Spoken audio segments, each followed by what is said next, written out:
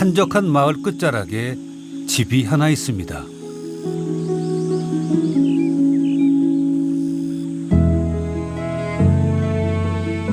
본격적인 장마가 시작되기 전 마당에 심어놓은 블루베리 수확이 한창입니다. 이 집 블루베리는 색도 여러 가지, 크기도 제각각, 아주 자유로워 보입니다. 그래도 잘 익었네요.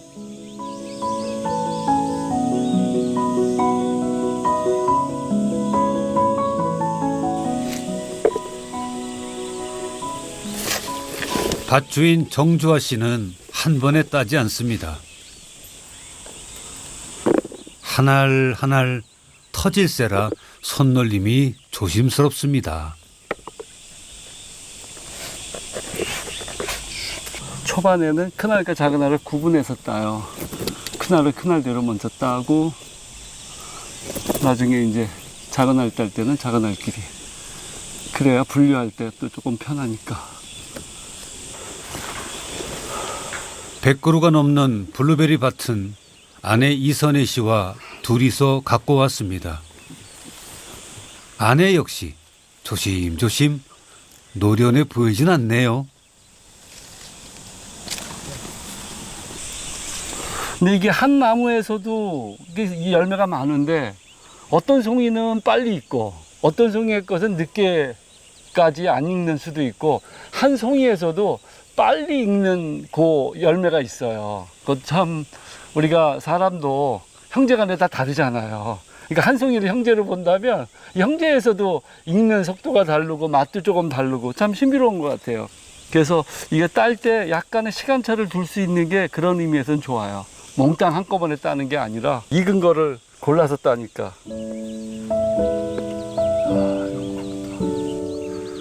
농사와는 전혀 상관없이 살다가 11년 전 이곳에 들어와 처음 벌인 일이 이 블루베리 농사였는데요. 처음엔 정말 형편없었다네요. 열매가 맺는 건 고사하고 수확철이 되기도 전에 나무가 죽어버리는 암담한 시절을 몇 년 겪었답니다. 우리가 이렇게 계획을 하고 농사를 시작한 게 아니라 눈에 좋은 작물이라고 그래서 무턱대고 사실은 시작을 했어요. 아무것도 모르고. 그러니까 여기를 개간을 해서 밭으로 만들어서 뭐 하고 이런 생각 없이 그러니까 동산에다가 이 블루베리 밭을 만드는 마음으로 했죠. 한 해 두 해 농사 경험이 쌓이면서 정주아 씨는 결국 자연을 만났습니다. 땅에 가까워지니까 때로는 맨발로도 하거든요. 그러면 사는 기분도 좋아요. 흙에 이 내 몸의 신체 일부가 직접 닿는다는 그 쾌감이 있습니다. 기쁨이.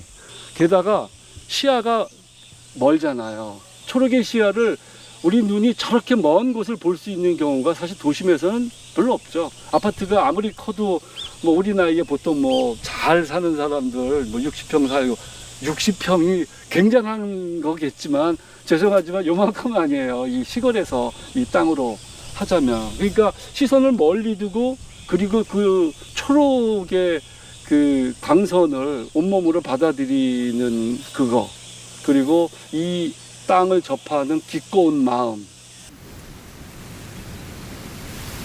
바라만 보던 자연이 훌쩍 생활로 마음으로 들어왔습니다.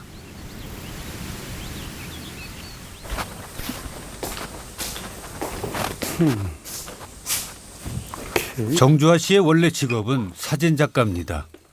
대학에서 학생들을 가르치기도 하지요. 고등학생 시절 카메라의 매력에 푹 빠져 유학까지 다녀오고 두 아이를 둔 가장으로 사는 동안 그에겐 오로지 사진뿐이었습니다. 그런데 그 사진이 정주아 씨를 시골 마을 농부의 자리로 이끌었습니다. 그의 사진 속에는 늘 사람과 자연이 등장합니다.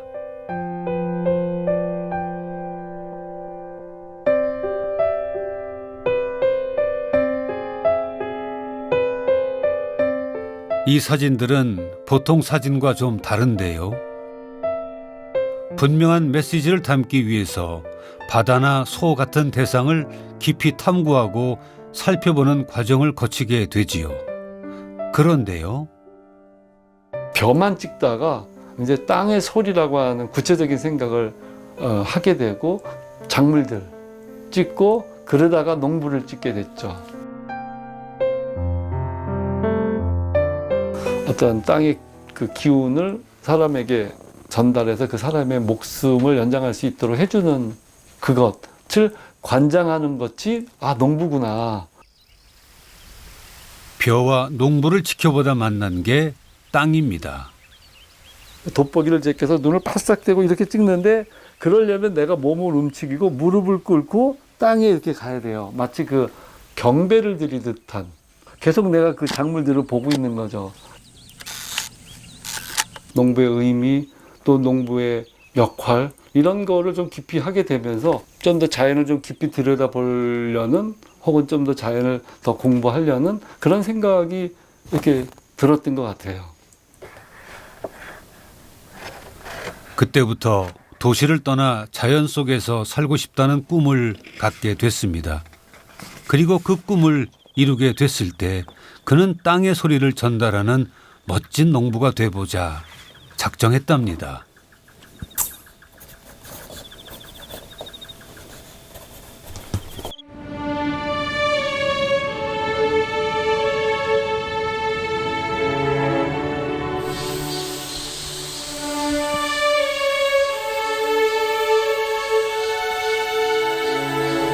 귀촌 11년, 과연 어떤 농부가 돼 있을까요?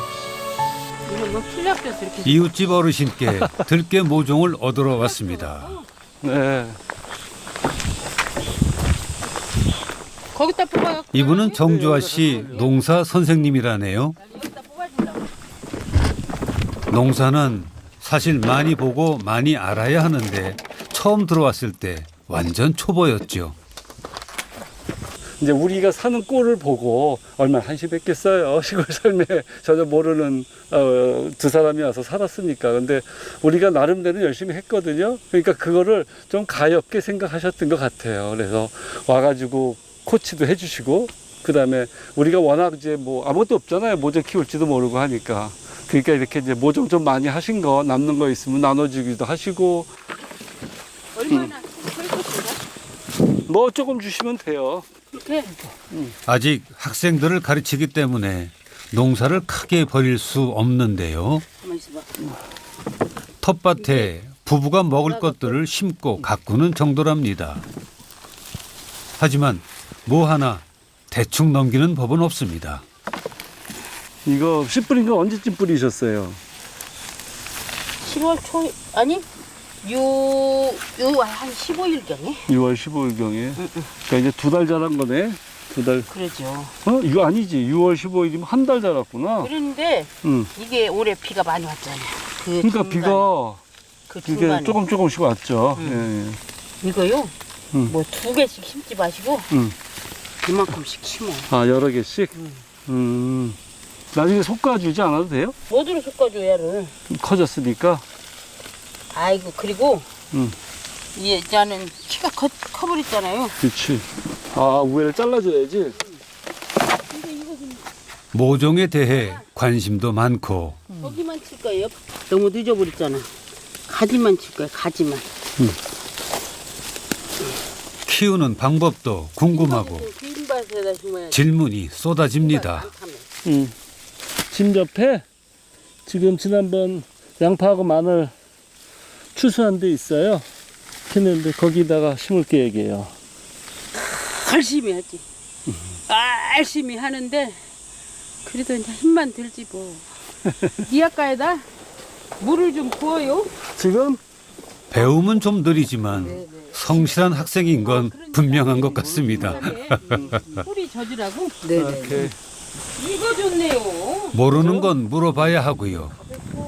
조금 안다고 해서 성급하게 굴다간 오히려 낭패를 보곤 하는데 정주아 씨 부부는 이웃들과 잘 어우러지고 있네요.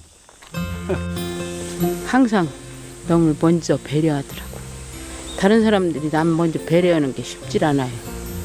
각시 역시 그렇고 신랑 역시 그런 게 둘이 잘 만나서 잘 그래서 좋아해요. 나도. 따지고 보면 굳이 힘들게 농사를 짓지 않아도 될 텐데 농사에 매달리는 이유가 뭘까요?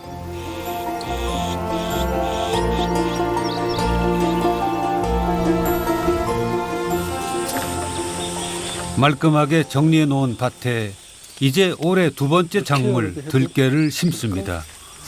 잡초를 막아준다는 비닐도 씌우지 않고요.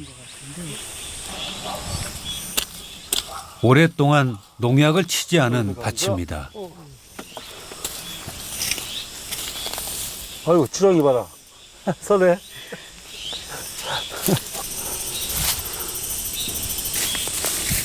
그래서 흙이 되게 부드럽잖아요, 여기 이게. 그리고 지렁이가 너무 많으니까 지렁이가 계속 먹어갖고 흙을 뱉어내서 몽글몽글 하잖아요. 처음에는 저도 되게 징그러워갖고 지렁이 볼 때마다 도망가고 그랬거든요. 근데 뭐 언제부턴가는 그게 그냥 귀엽게 보여지더라고요. 보이세요? 포매질 할 때마다 지렁이 나오는 거. 경운하지 않은 땅의 힘. 네. 탭이 안 쓰고, 비료 같은 거 안 쓰고. 풀이 그냥. 작고 여린 모종이 열매를 맺으려면 땅의 힘, 흙의 힘을 빌려야 합니다.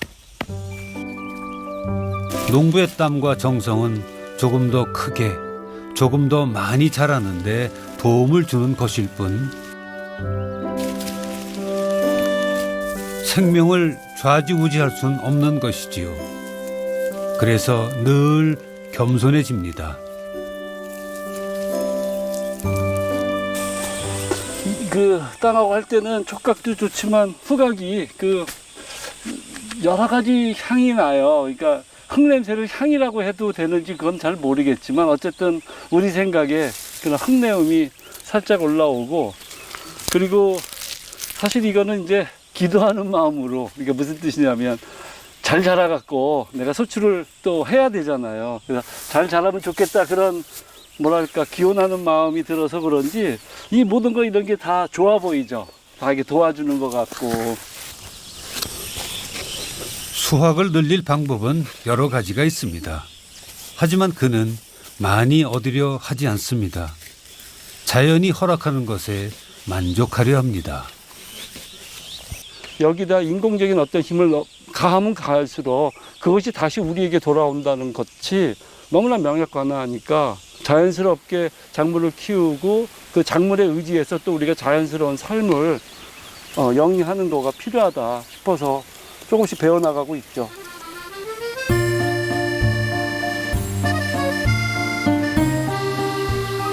자연과 맞서고 싶지 않습니다.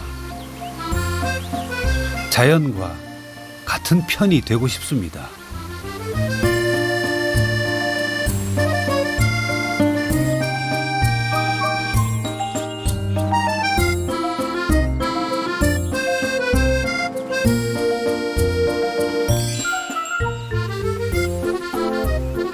정주아 씨 부부의 하루는 매일 아침 강아지들, 고양이들의 안부를 묻는 것으로 시작됩니다. 요즘은 특별히 별이와 보내는 시간이 많은데요. 이렇게 가만 있어. 가만. 30일 전 이 집 마당에서 태어난 새끼 고양이 별이는 부부의 마음을 온통 빼앗아 버렸습니다.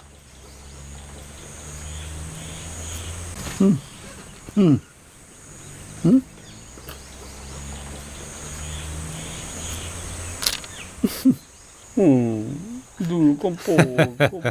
아이들 어릴 때도 이렇게 놀아주셨겠죠? 우리 별이. 귀여운 별이가 정주아 씨를 완전 무장해제시키는군요. 사실은 우리가 고양이를 뭐 분양을 받거나 해서 딱 키운 게 아니라 얘네들이 그냥 길냥이 고양이였는데 우리가 밥을 주니까 여기서 머무르는데 특이하게 생긴 고양이라든지 아니면 뭐 굉장히 예쁘다든지 그런 고양이는 아니잖아요. 그렇지만 이렇게 우리와의 관계 속에서 너무나 정겹게 하고 나도 얘네들한테 그러한 정겨움을 줄 수 있으니까 좋은 것 같아요.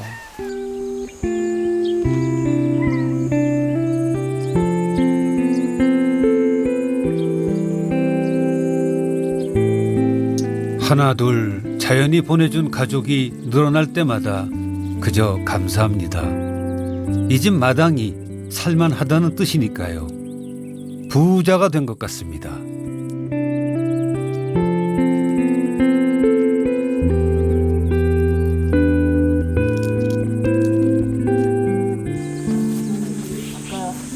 역시 여기요? 오전 일과 중에 중요한 게 이 텃밭입니다.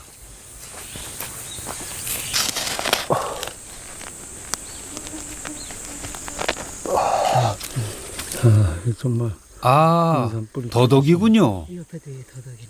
그런가?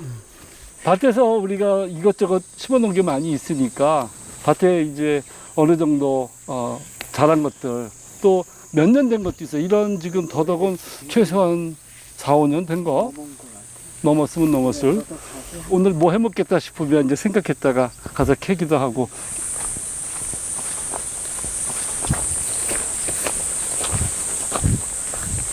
밥상에 오를 찬거리 준비하는 거라는데요. 여기요? 이렇게 생긴 게 다 참나물이야. 이렇게 작은 것보다. 그렇지. 참나물. 먹을 수 있는 것과 먹을 수 없는 것을 이젠 어느 정도 구분할 수 있게 됐습니다. 이름을 알고 그 쓰임을 알아가는 재미가 쏠쏠합니다.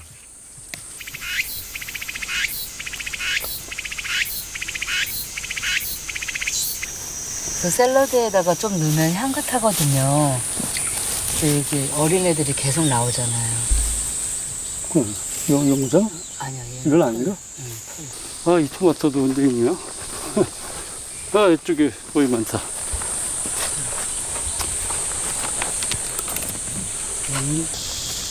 여름의 텃밭은 풍성합니다.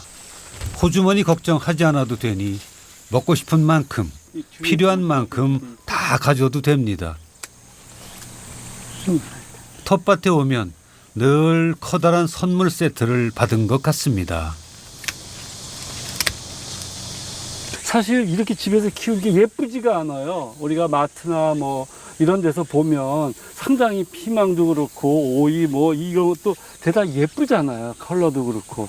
근데 토마토도 이걸 보면 사실 그 슈퍼마켓에서 파는 거에 비해서는 얘는 색깔도 조금 못난 것 같고 그리고 이렇게 뭐 좀 트기도 하고 비 맞고 그래서 근데 이걸 정작 먹어보면 맛이 파는 거에 비해서 월등히 고소하고 월등히 진합니다. 그리고 정말 이렇게 먹으면서 건강하다는 느낌이 절로 들어요. 그러니까 이렇게.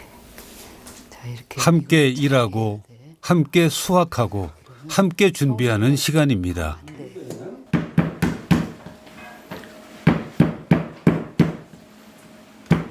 일을 하기 위해 어쩔 수 없이 먹는 게 아니라 맛을 기대하며 준비하는 밥상인데요.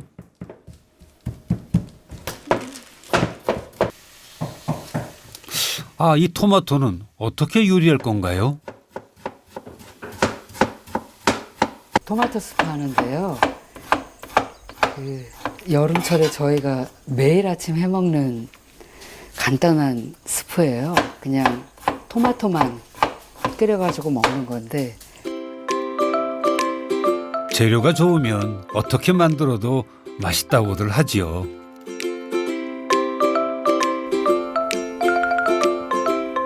호박도 그냥 찌는 게 전부입니다.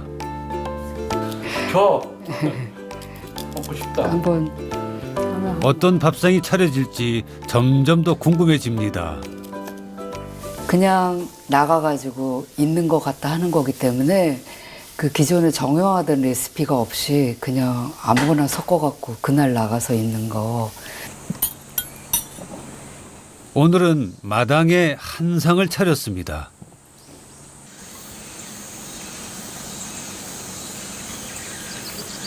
소박한 채소들의 향연이네요.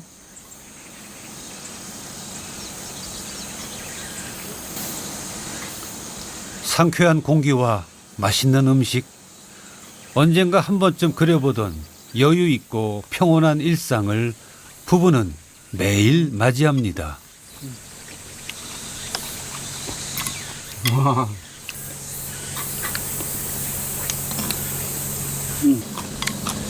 와, 좋다.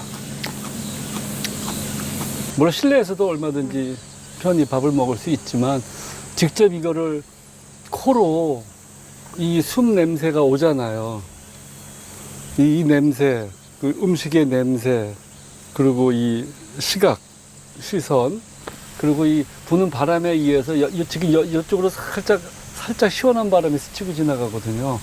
이런 것들을 함께 경험할 수 있는 건 정말 특별한 것 같아요. 여기 오기 전에는 팽나무라는 존재를 몰랐어. 근데 이거 자연이 준 넉넉함입니다. 내가 본 적이 없는 것 같은데 여기 와서 진짜 온통 그림이다. 온통 녹색이네.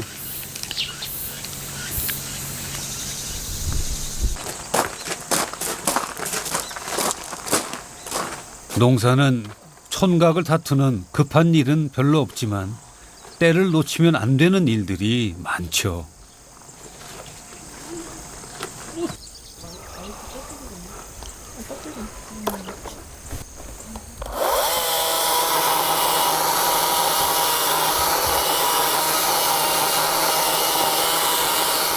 한여름에 나무를 다듬어서 뭘 하려는 걸까요?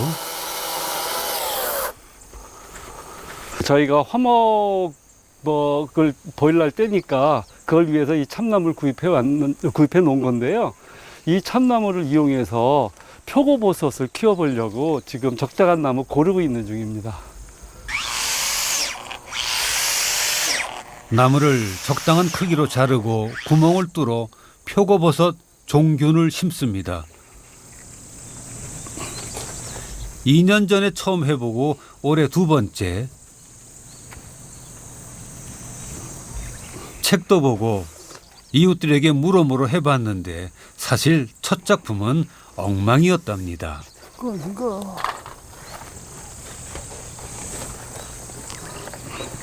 나는 열심히 했어요. 열심히 했는데 소출이, 그러니까 생산이 별로 안 됐어요. 내가 다른 분들이 100을 했다면 난 한 50이나 했을까. 그랬는데 나한테는 신기하게 그래도 표고 버섯이 만들어진 거예요. 그게 자연에 들어와서 사는 나름대로의 장점이랄까 하는 거예요. 이건 사실 실패한다고 해서 다른 사람한테 피해를 주거나 하는 건 아니잖아요. 소출이 적어도 혹은 뭐 열매가 좀 작게 맺혀도 버섯이 좀 작으면 또 어때요? 내가 먹으려고 하는 거니까. 그래서 내 의지대로 내 뜻대로 할 수 있는 기쁨이랄까?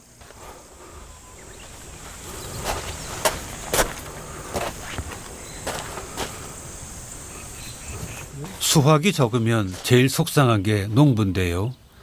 정주아 씨는 비록 적은 양이라도 그걸 자신이 길러냈다는 감격이 더 크다 합니다.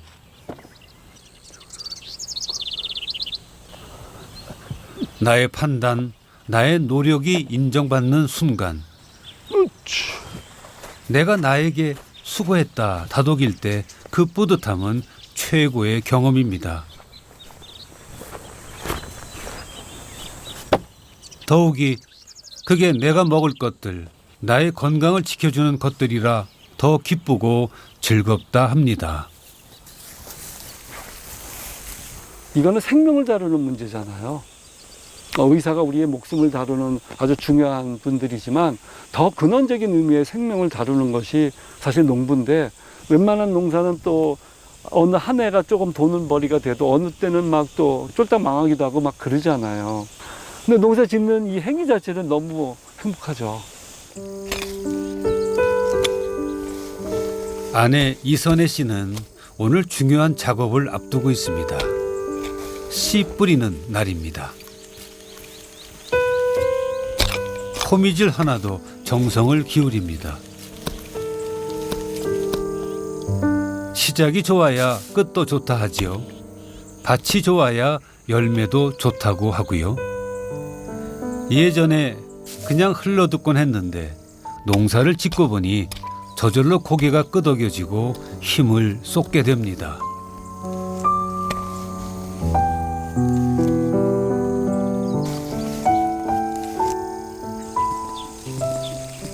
제가 받는 씨앗들이 다 이곳의 토종 씨앗들이고 이곳에 오랫동안 사시면서 계속 그 씨앗 받아갖고 농사를 짓는 할머니들 분들 거에 많아요. 오늘은 천순덕 할머니 조선 상추 심을 거예요. 보통 토종 씨앗이라는 말이 이 밭에서 7년 이상 재배를 하면 토종 씨앗이라고 얘기를 한대요. 그러니까 적어도 천순덕 할머니의 토종 씨앗 하면 그 할머니 밭에서 7년 이상 컸던 거예요. 그동안 수많은 상추를 먹어왔지만 품종을 따져본 적이 없었죠. 하지만 농부라면 이 밭에서 가장 잘 자랄 씨앗을 뿌려줘야 한다는 걸 알았습니다. 내가 원하는 것보다 밭이 원하는 걸 해주고 싶은 마음. 이선혜 씨는 농부의 마음을 배우고 있습니다.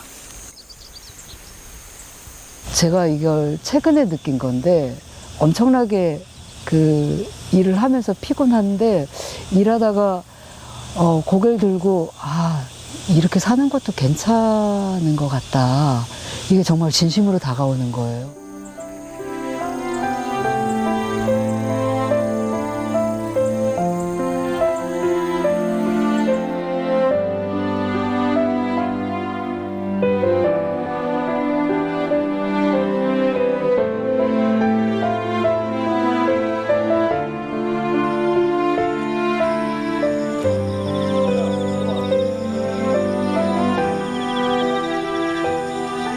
하루의 모든 일과가 끝나면 부부는 밤의 자연과 마주합니다.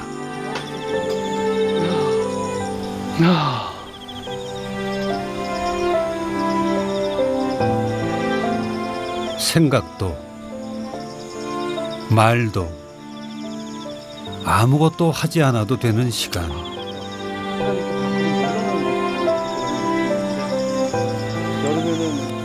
여름에는 이 나뭇가지가 풍성해지니까 이걸 이렇게 착 막아줘서 그런지 굉장히 가까운 것 같아. 근데 겨울은 확실히 좀 약간 멀게 느껴지거든. 표현할 수 없는 고요? 그럴 때는 정말 좋다 이런 생각이 들어요. 근데 그게 아마 그 엄청 땀 빼고 일하고 온 뒤에 맞는 고요고 휴식인 것 같아요.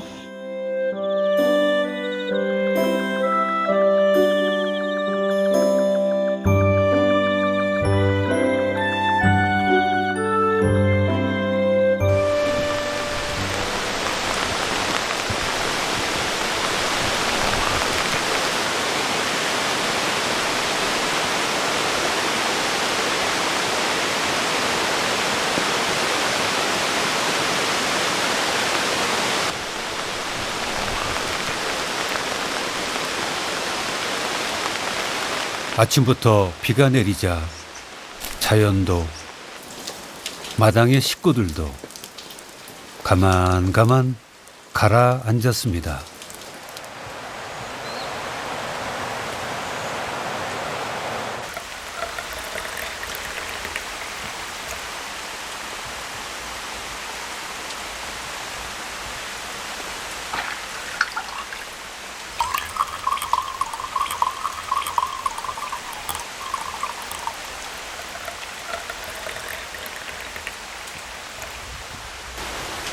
나른하고 달콤한 농부의 공식 휴일입니다. 지금 좋네. 자잘한 일은 여기가 훨씬 많거든요. 분주하기를 말하면 시골처럼 분주한 데가 없어요. 뭐 온통 일거리니까. 하지만 여기는 그러한 일거리와 일거리 사이의 공간이 넓으니까 내가 좀 끼어들어서 좀 여유를 부리거나 게으름을 좀 피울 수 있는 뭐 그런 게 좀 생기는 것 같아요. 적어도 내가 이렇게 살고 있는 우리의 이 공간 안에서 오늘 못하면 내일 해도 되겠지. 이런 하여튼 편안한 게으름이 위안을 좀 줘요.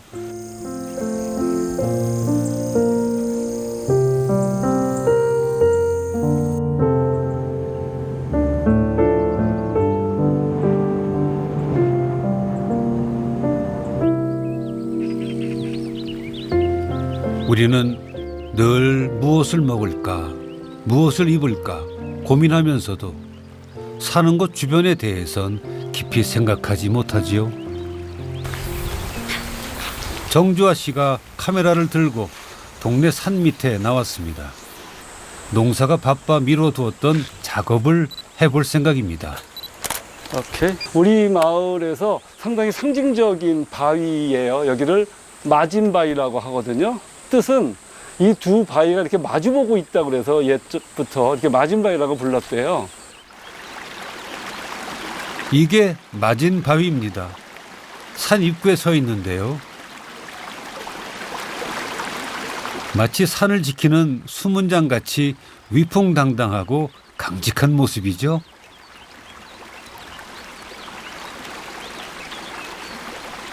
그래서 여기에 그 정익순 여사님 모시고 와서 촬영을 할 거예요. 정익순 여사님은 이 마을의 토박이 중에 토박이시고,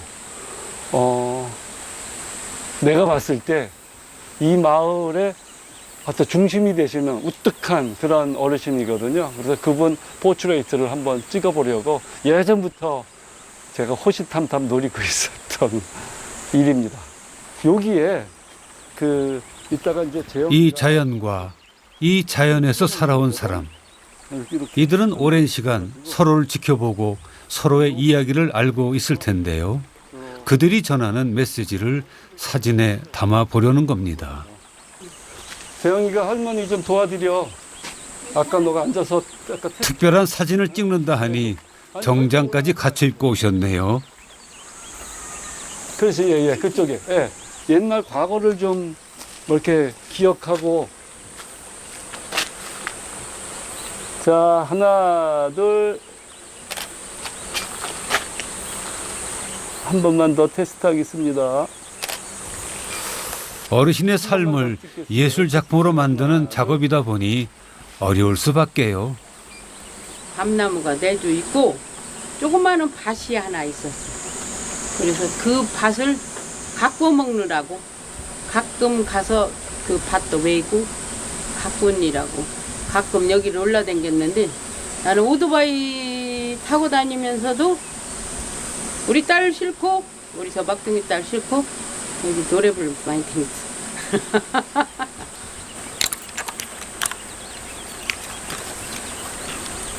칠순을 넘긴 어르신들이 다 그렇듯이 지독한 가난 속에서 오로지 자식들만 보고 고군분투하며 살아왔습니다.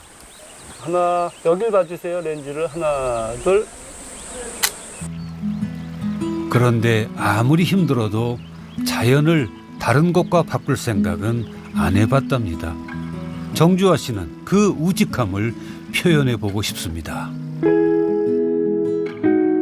자연 속에 살아가는 분들의 그 특징 중에 하나는 대결하지 않으려는 생각이 좀 있어요. 순응하는 것. 비가 오면 받아들이는 거지, 비를 피하기 위해서 뭘 천막을 치고 뭐 어떻게 해서 꼭 내가 항상 마른 땅에만 발을 딛겠다, 이런 게 아니거든요. 그 비를 받아들여서 내가 뿌린 씨를 싹 틔우게 하고 부는 바람을 잘 이용해서 못을 하고 이런 거거든요. 그런 점이 저한테는 경이롭죠. 제가 배우는 지점이에요.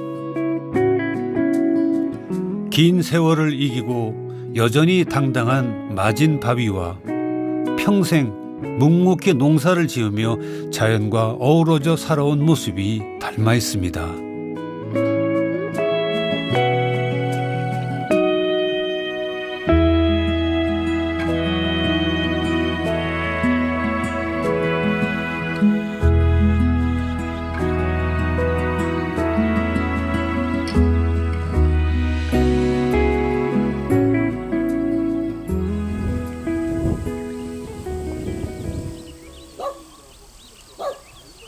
뭘 하는 걸까? 온통 관심 집중.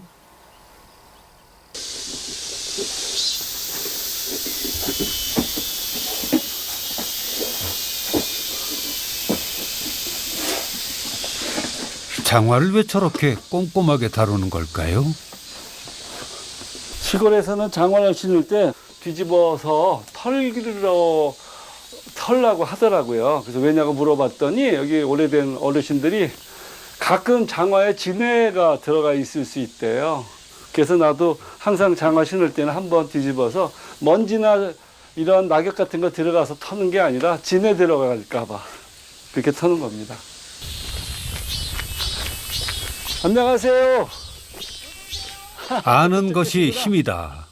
이웃집 밭에 공부하러 왔습니다. 아유, 좋죠. 아이고, 깨님 진짜 엄청 잘 됐네요.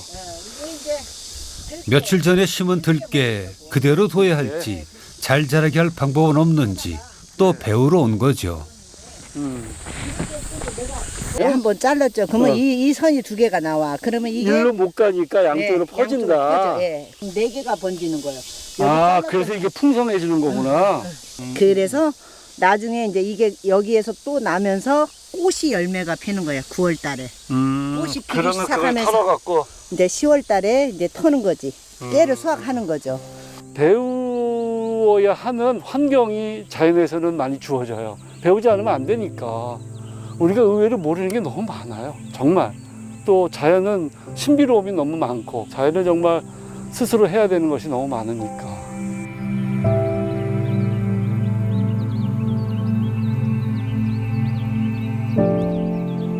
정주아 씨는 농사를 배우고 아주머니는 때때로 일손을 빌리고 사이좋은 이웃 사촌입니다. 이게 제일 위에보다 약간 중턱에서 따는 게 좋겠네.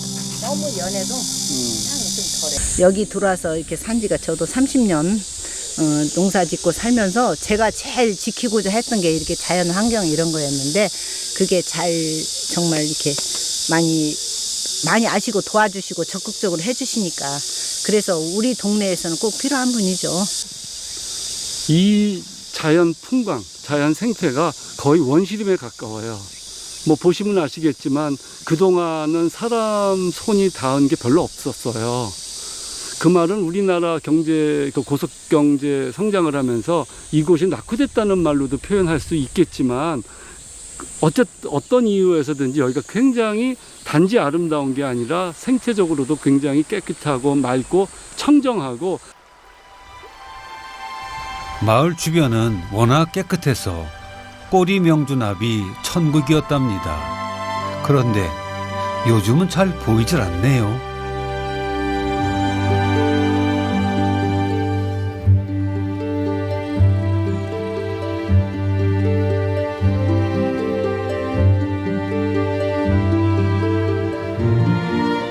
늘 있던 녀석들이 사라졌으니 어디로 갔을까? 왜 떠났을까? 궁금하지요. 걱정도 되고요.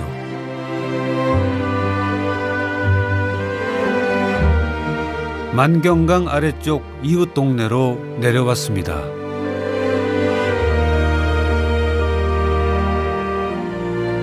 안녕하세요. 안녕하세요. 안녕하세요.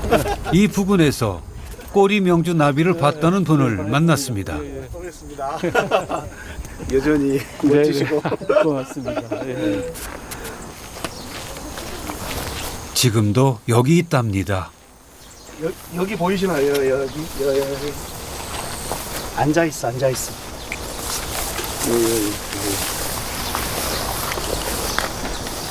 보이시죠? 아, 여기 있다. 세계적으로 그 수가 점점 줄어들고 있다는 꼬리명주 나비를 여기서 보게 되네요. 10일에서 15일 정도 산다고 알려요. 좀 떨어진 곳에는 수컷도 있었습니다. 얘는 좀 이렇게 많이 보이는데, 근데 신기한 게 보면 네네. 여기 알 있어요. 알. 아, 요게? 여기 보고 여기 뒤에 보면 예. 조그만 게 개미보다도 이 보이시죠? 네네네. 이게 꼬리명주나비 애벌레 막 깨고 나온 놈들이에요. 신천숲지에 가봤죠. 애벌레가 자리 잡은 건 이렇게 쥐방울 덩굴. 이상하게 생긴 풀이 있는 거예요. 그래서 이거 쥐방울 동굴이라고 했던 것 같은데 라고 이렇게 이제 알아보게 됐죠. 그래서 여기 쥐방울 동굴이 있구나 라고 하는 사실을 알고서 작년에 그래서 거기를 늘 눈여겨봤더니 나비가 날아다니는 거예요. 나비가 꽃 보이시죠? 네네. 보여요. 쥐방울 덩굴이 있는 곳에 꼬리 명주나비가 있다는 건 보통 사이가 아니라는 뜻이지요. 이 꽃이 지방울 동굴 꽃이고 꼬리 명주나비의 먹이도 되고 집도 되어주는 게 이 풀이었던 겁니다. 이 풀에 아주 가까이 나비 한 마리가 이렇게 반가울 줄 몰랐습니다. 쫓고 그러면 안으로 들어가 버리기도 해요. 밑으로 들어가 버리기도 해요. 오랜만에 인사를 나누고 사진에도 담아봅니다. 명주나비 보면서 정말 좋았거든요. 알려진 곳인데 신천습지에 있다라고 하는 것을 알고서 거기를 가보았더니 떠나지 말고 윗동네 아랫동네 왔다 갔다 하면서 같이 살았으면 좋겠습니다. 내가 여기 와서 소멸해가는 나비에 대한 애절함 때문에 쥐방울 덩굴이라고 하는 식물을 알게 되고 그 식물의 귀함을 깨닫고 그러면서 자연을 좀 더 알게 되고 좀 더 사랑하게 되고 하는 것들이 저는 큰 선물이라고 생각을 해요.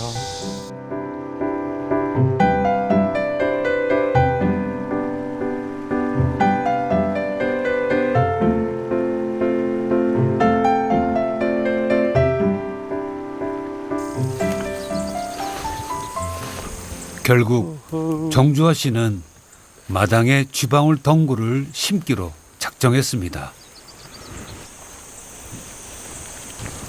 여기도 우리 땅의 한 귀퉁인데 그동안은 이 단풍나무가 커져서 그늘이 많이 져요. 그래가지고 좀 여기는 뭐 블루베리 심기가 좀 그래서 우리가 놔뒀던 곳이거든요. 여기가 아주 천연 자연의 형태의 풀밭이기도 하고 마당 한켠에 자리를 정했습니다. 나비의 개체수가 확 줄었죠. 우리 눈앞에 보이는 나비가 1년에 몇 마리 못 봐요. 정말 수천 마리씩 봤었는데 해서 여기저기서 많이 그 쥐방울 덩굴이 번식을 한다면 그러면 아마 모르긴 해도 이 쥐방울 덩굴을 먹으려고 꼬리명주 나비가 다시 이쪽으로 회향하지 않을까 그렇게 생각합니다. 자연에 들어와서 나는 행복한데 만약 나 때문에 자연의 누군가가 떠나야 한다면 그건 정말 가슴 아픈 일이겠지요. 정성껏 쥐방울 덩굴을 심었습니다. 다시 만날 나비를 기다리며 내가 나름 정성스럽게 이렇게 쥐방울 덩굴을 심고 있어요. 덩굴님이 여기서 잘 자라서 우리 아우르밭에도 다시금 꼬리명주 나비가 돌아올 수 있도록 잘 커지기 바랍니다.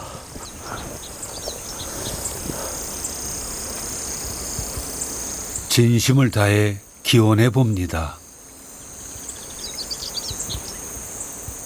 선뜻 그렇게 얘기를 하는데 이곳에 이렇게 살러 들어온 것이 아니라 이곳으로 죽으러 들어왔다. 여기서 살다가 이제 제 삶을 마칠 것인데요. 제가 좀 더 자연을 품고 싶은 생각이 정말 있어요. 자연 속에 안겨서 더불어서 살아간다면 그것이 아마 자연에 스며드는 일이 아닐까 그렇게 생각합니다.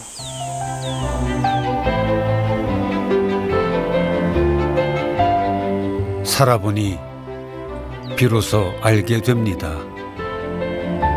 계절마다 일거리를 주고 순간순간 다채로운 모습으로 기쁨을 주는 자연은 내가 먼저 다가오기를 기다리고 있습니다. 그 넉넉한 자연의 진심 속으로 스며들고 있습니다.